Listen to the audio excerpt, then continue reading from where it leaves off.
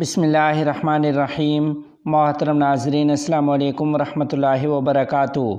حضرت مفتی منیب الرحمن صاحب دامت برکاتہم العالیہ کا سربراہ جمعیت علماء اسلام مولانا فضل الرحمن صاحب کو زبردست خراج تحسین۔ تفصیلات کے مطابق بریلوی مسلک کے بزرگ عالم دین مفتی اعظم پاکستان حضرت مفتی منیب الرحمن صاحب دامت برکاتہم العالیہ نے دنیا نیوز میں شائع اپنے کالم زاویہ نظر میں لکھا ہے کہ موجودہ سیاسی کھیل میں مولانا فضل الرحمن نے اپنی افتاد طبع، تحمل اور دور اندیشی کے سبب اپنی قائدانہ حیثیت کو ایسا منوایا کہ سب ان کی تعریف میں رطب اللسان ہو گئے، حتیٰ کہ پی ٹی آئی کو، جنہوں نے ان کی توہین میں دینی، سماجی اور تہذیبی اقدار کی ساری حدیں عبور کر لی تھیں، ایسا یو ٹرن لینا پڑا کہ اپنے آپ پر ہنسی آتی ہوگی یا رونا آتا ہوگا۔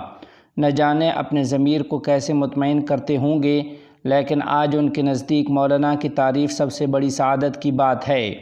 مولانا نے قومی اتفاق رائے پیدا کرنے میں بڑی ذہنی اور فکری کاوش کی، جو انتہائی قابل تحسین ہے۔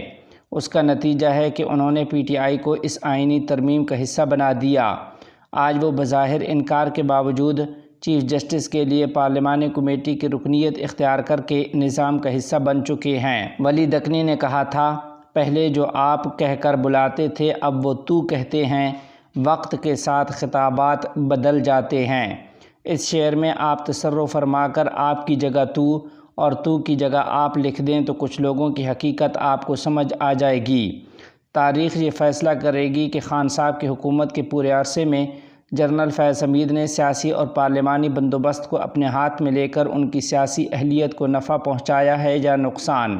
اس میں کوئی شک نہیں کہ مولانا فضل الرحمن نے کسی حد تک ملک کو ایک بڑے سیاسی بحران سے بچا لیا اور امتناع ربا کے لیے آئین میں ایک حتمی تاریخ مقرر کرا کے ایک بڑا دینی ہدف حاصل کرنے کے ساتھ ساتھ دینی مدارس کے لیے بھی ایک مطلوبہ ہدف خاموشی سے حاصل کر لیا۔ اس حوالے سے ہم ان سے رابطے میں تھے۔ مفتی منیب الرحمن صاحب دامت برکاتہم لکھتے ہیں کہ مولانا کے اس کردار میں دیگر دینی سیاسی جماعتوں کے لیے بھی درس عبرت ہے کہ کیا دین و مسلک کا اعلیٰ ترین ہدف آئے روز جلسوں، ریلیوں اور دھرنوں کے ذریعے حاصل کیا جا سکتا ہے، یا اس کے لیے حسن تدبیر و تدبر اور حکمت عملی کے ساتھ ساتھ چہار دیواری کے اندر اجلاسوں میں اپنی قیادت اور کارکنوں کی تربیت اور ذہن سازی کی ضرورت ہوتی ہے۔ کیا ہر وقت سب کو ملامت کرنا مسئلے کا حل ہے؟ ہر قیادت کو یہ سمجھنا ہوگا کہ آج اگر انہیں قومی رہنمائی کا منصب مل جائے تو ملک جس حالت میں بھی ہے انہیں یہیں سے اسے آگے لے کر جانا ہوگا۔ ہر ایک کو ادراک ہونا چاہیے کہ ملک کے حالات مثالی نہیں ہیں، بس یہی صلاحیت ہمارے ہاں کمیاب بلکہ نایاب ہے۔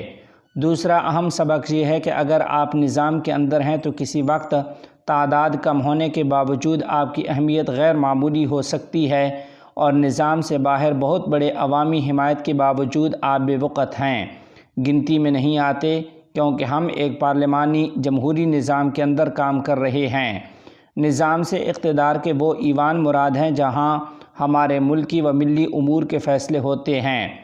بعض دینی سیاسی جماعتوں نے آئے روز سڑکوں پر آنے کو سیاست کی معراج سمجھ لیا ہے اور اپنے آپ کو نظام سے باہر کر دیا ہے، کیونکہ ایسے لوگوں کو مقتدرہ، سیاسی حلیف و حریف سب ناقابل پیش گوئی سمجھتے ہیں۔ کسی صاحب نے پنجابی زبان کے یہ مقولہ نقل کیا تھا، عقل نہ ہووے تے موجاں ای موجاں، عقل ہووے تے سوچاں ای سوچاں۔